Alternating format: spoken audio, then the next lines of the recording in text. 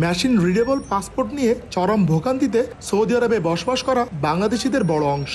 নতুন পাসপোর্টের জন্য আবেদন জমা দেওয়ার পর নির্ধারিত সময়ে না পেয়ে মাসের পর মাস ঘুরতে হচ্ছে অনেককে। এই দীর্ঘসূত্রতার কারণে আকামা নবায়ন করতে পারছেন না তারা, গুনতে হচ্ছে জরিমানা। আকামার মেয়াদ শেষ হয়ে যাওয়ার কারণে অবৈধ হয়ে পড়ার ঝুঁকিতে রয়েছেন অনেকে। সৌদি আরবের কঠোর আইন অনুযায়ী অবৈধভাবে বসবাসের অভিযোগে আটক ও দেশে ফেরত পাঠানোর শঙ্কা তো আছেই। প্রবাসীরা বলছেন, পাসপোর্ট নিয়ে জটিলতা শুধু তাদের ব্যক্তিগত জীবন নয়, কর্মক্ষেত্রেও প্রভাব ফেলছে। এ অবস্থায় সম্প্রতি সামাজিক যোগাযোগ মাধ্যমে ভিডিও বার্তায় প্রবাসী কল্যাণ উপদেষ্টা জানান, এমআরপি বিতরণ প্রক্রিয়া দ্রুত স্বাভাবিক করা হবে এবং প্রবাসীদের সমস্যার সমাধান দেওয়া হবে।